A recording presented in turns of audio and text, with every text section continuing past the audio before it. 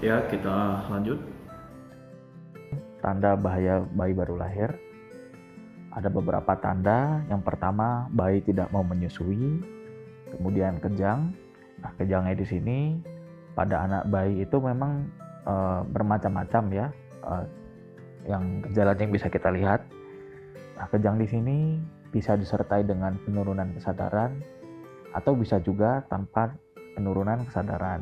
Pada anak bayi biasanya itu ada gerakan yang tak terkendali pada mulut, pada mata atau anggota gerak.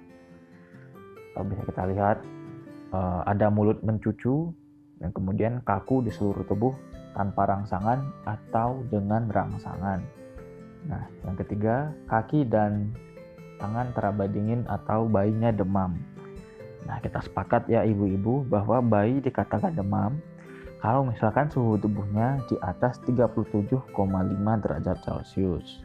Nah, kalau misalkan katakan suhunya rendah apabila suhu tubuh kurang dari 36 derajat Celcius. Jadi, kalau kita periksa itu badannya terasa dingin, kemudian kelihatannya bayi tampak mengantuk, ada bagian tubuh yang merah atau mengeras, kemudian kaki dan tangan teraba dingin dan gerakan bayinya kurang dari biasanya. Kemudian yang keempat, badan bayi menguning. Nah, di sini bahayanya kalau bayi kuning pada hari pertama setelah lahir atau setelah umur 2 mingguan, yaitu berbahaya.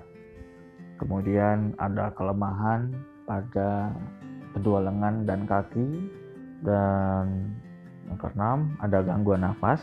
Gangguan nafas ini yang bisa kita lihat itu contohnya adalah misalkan nafasnya berhenti lebih dari 20 detik, kemudian bayinya tampak biru, tampak tarikan dinding dada yang sangat kuat, jadi di sela-sela iga itu kelihatan ada tarikan saat bernafas, kemudian bayinya merintih.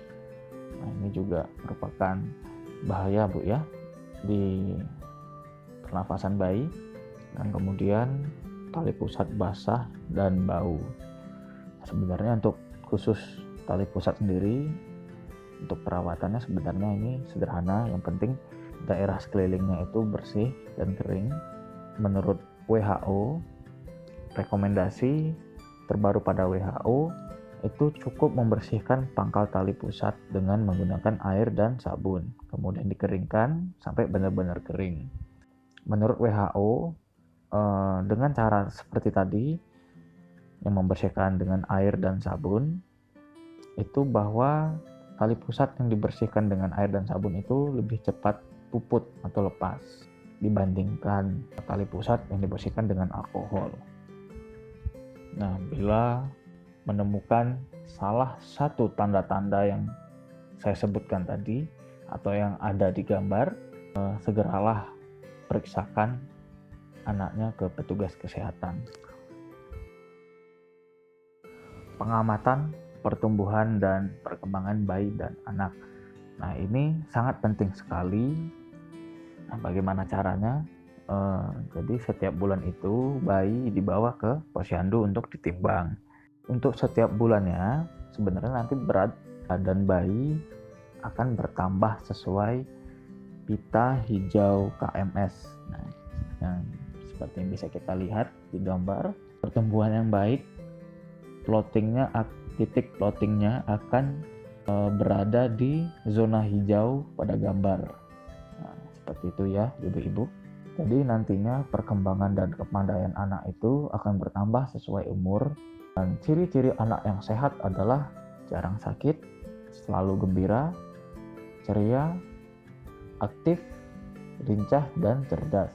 Jadi untuk pemberian rangsangannya itu seperti apa? Ya berikanlah sesuai umur sebenarnya. Jadi caranya seperti apa? Jadi peluk atau ditimang dengan penuh kasih sayang ya.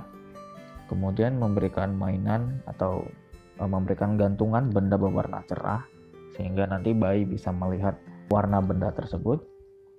Kemudian sering-sering bayinya diajak senyum, diajak bicara, terus didengarin musik.